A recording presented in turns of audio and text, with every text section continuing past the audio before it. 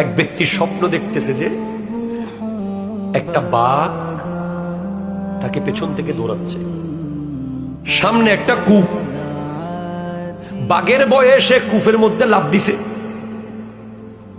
দেখে কূপের ভিতরে সাপ বসে আছে। কূপ দিয়ে পড়তে পড়তে মাঝখানে সে একটা রশি পাইছে, ওটা ধরে ফেলছে। রশি পাওয়ার পর ওই রশি যেখানে ধরছে ঠিক সেই জায়গায় দেখে একটা মৌমাছির বাসা, মধু আর মধু। এই মধু পাইয়া সে উপরে বাঘের কথাও ভুলে গেছে, নিচে সাপের কথাও ভুলে গেছে। সত্য ঘটনা।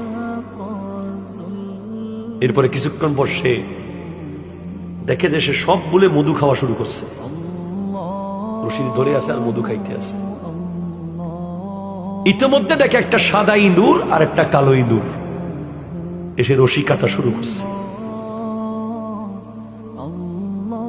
এখন যেই মাত্র রশিটা শেষ মুহূর্তে গেছে গা, এখন পড়বে, ঠিক নিচে পড়ে যাচ্ছে, তার ঘুম ভেঙে গেছে।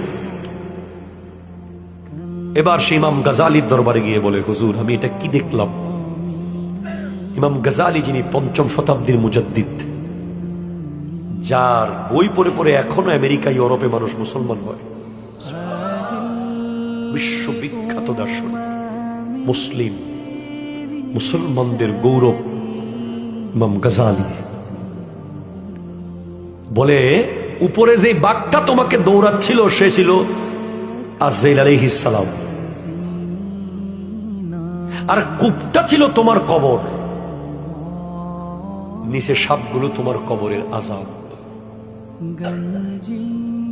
আর রশিটা ছিল তোমার হায়াত, মৌমাছির বাসা ছিল দুনিয়া। তুমি মধুর বাসা দেখে মানে দুনিয়ার পেয়ে তুমি উপরে বাঘের কথা তথা আজরাইল আলাইহিস সালামের কথাও ভুলে গেছো, নিচে সাপ তথা কবরের কথাও ভুলে গেছো। হুজুর সাদা ইঁদুর আর কালো ইঁদুর গুলো কি ছিল? সাদা ইঁদুর দিন, কালো ইঁদুর রাত।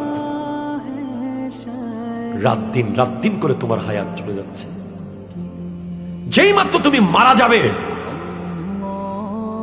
ঠিক সেই সময় তোমার স্বপ্ন ভেঙে গেছে, তুমি কবরে চলে যাচ্ছ।